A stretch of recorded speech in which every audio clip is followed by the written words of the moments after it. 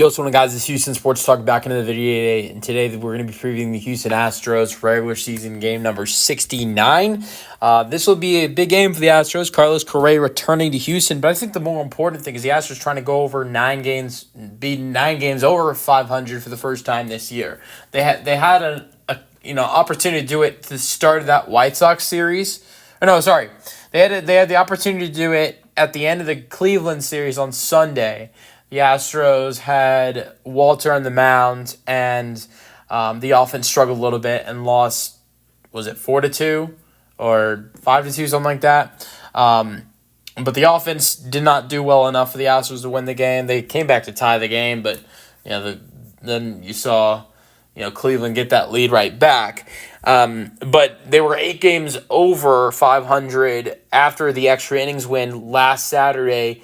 But then we saw this team lose 2 games in a row. Now they've won 2 games in a row again, winning the last 2 games of the White Sox series. So they're back to 8 games over 500 and trying to be 9 games over for the first time this season.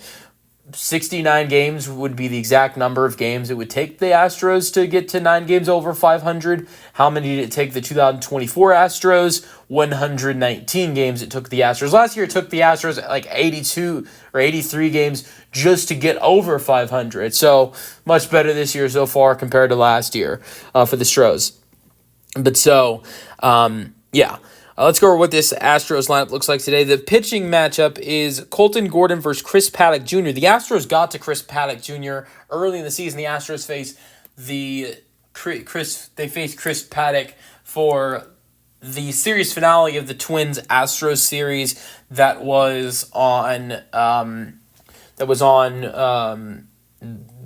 don't know the exact day. It was a Sunday. It was the 9th game of the regular season. The Astros were down 7-1 and came back and won 9-7. Paddack gave up 4 runs in 4 innings, giving up 7 hits as well. He's been pitching really well as of late, though.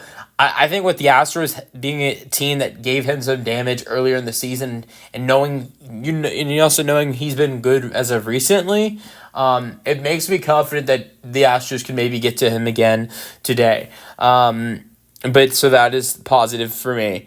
I think another good thing is that Colton Gordon's on the mound coming off the amazing pitching game he had last week exactly.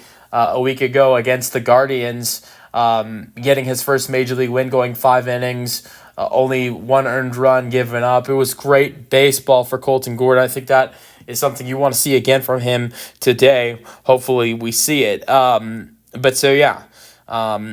think this is the perfect opportunity for the Astros to open up this series with a dub. And I will note the Twins are coming off a terrible series against a Texas Rangers team that has struggled this year. So, maybe the Twins are, angry and want to get a win back, but I honestly just look at this series and I think the Astros actually might have a shot of sweeping this series. I think most likely they probably take 2 of 3, but I like the matchup today with Chris Paddack having struggles against this Astros team in the past, and then Colton Gordon coming off his great start last game.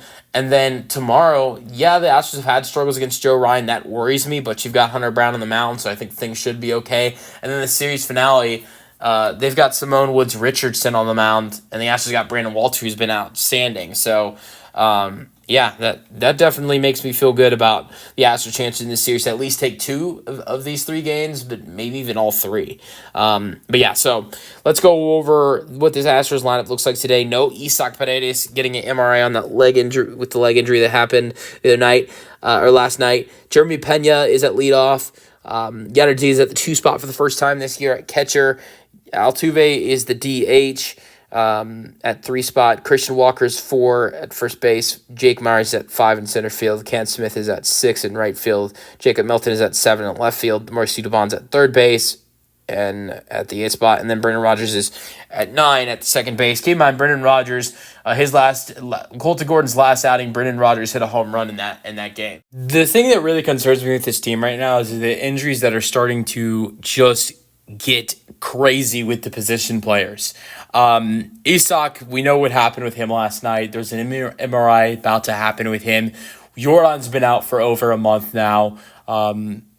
probably will be out at least 2 months, if not more. DeZenzo is not even hitting yet. I know I just got an alert saying Chas McCormick's going to start hitting off a tee, but you've got Chas out, you've got DeZenzo out, you've got Yorn out. And now we see what happened with Isak, and not only Isak, but also what happened with Victor Caratini last night. I'm sorry, but I think he'd be in the lineup today. If it wasn't for he got hit by a foul ball yesterday. I never saw anything reported that he was injured, and that's why he wasn't in the lineup today. But this is a lineup that has Dubon and Rogers in it. I mean, and Melton in the bottom of the lineup. I like all three of those guys, but I don't think all three of those guys are going to be in the lineup when you've got Caratini. I don't think Caratini's 100% after that foul ball is what I'm guessing. But so let me know your thoughts on the game tonight. I'm predicting the Astros get a win tonight because I think this offense still has enough pieces to get to Chris Paddock. Jake Myers and Jose Altuve are two of the guys that had a lot of success against Paddock in the past and in that game, and so they're in the lineup today. And you've got JP, you've got Yainer Diaz, who's been really hot recently, Christian Walker. So I'm still confident the Astros can get a win in this game. That's the video. If you guys enjoyed it, and peace out. Go Astros.